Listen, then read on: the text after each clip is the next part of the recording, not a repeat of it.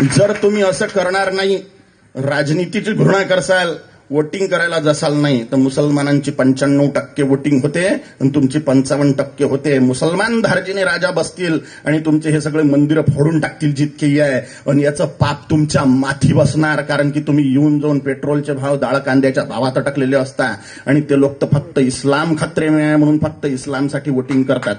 आणि तुम्ही स्वतःचा सत्यानाश करून घेण्यात कारणीभूत राहसाल जर तुम्ही आताच धर्माच्यासाठी एकीभूत नाही झाले तर. सडका भाषावाद, जातीयवाद, संघटनवाद सोडून द्या.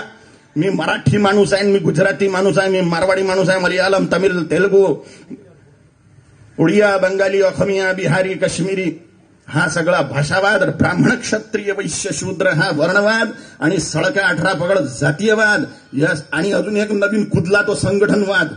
या सगळ्या वादांमुळे हिंदू डिवाइड होऊन राहिलेला आहे. सळक्या जातीवादात, भाषावादात सत्यानाश करून घेऊन राहिलेला आहे आणि धर्माला मुकून राहिलेला आहे. जातीसोबत माती खावं लागेल, धर्मासोबत ईश्वराचा साक्षात्कार होऊन उद्धार होईल. म्हणून धर्म संरक्षणासाठी निरंतर प्रयत्न करा.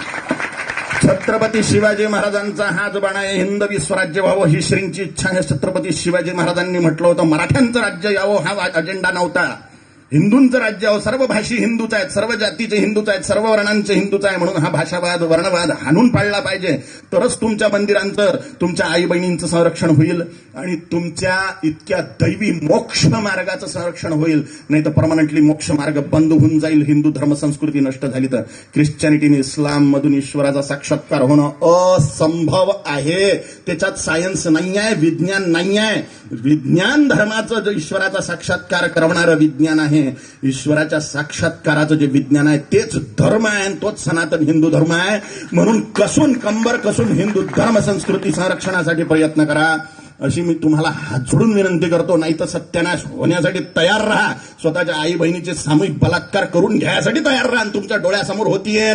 तुम्ही म्हणता भाईचारा, जोपर्यंत ते कमी आहेत तोपर्यंत भाईचारा वाढले की तुमचा चारा बनवणार आहेत, ते लक्षात ठेवता. म्हणा ओम काली.